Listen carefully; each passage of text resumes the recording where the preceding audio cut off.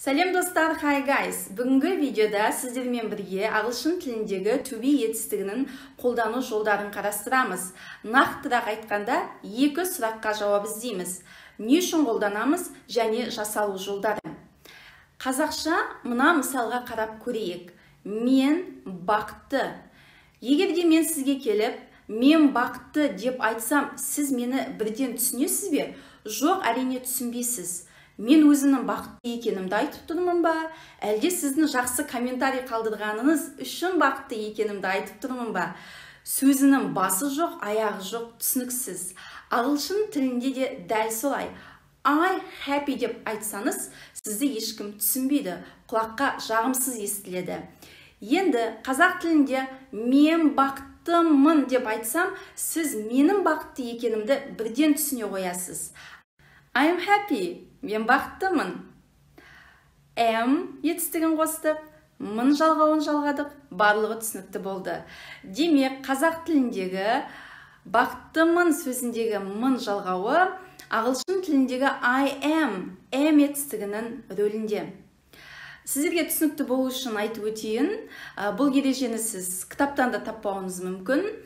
To be етістігі бір сөзбен бір сөзді байланыстыру үшін кімнің кім екенін, ненің не екенін, қандай екенін айту үшін қолданылады.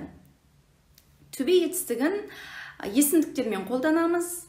She is, he is, it is. You are, we are, they are. Енді сіздерге түсінікті болу үшін мысалдар келтіріп кетейін. He is tall. Ол ұзын, яғни оның ұзын бойлы екенін айтудамын. She's a student. Ол студент. Ол студент болып табылады.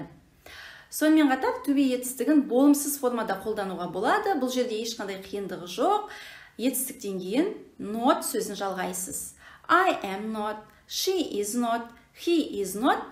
Дәл солай басқа есімдіктермен де қолданылады.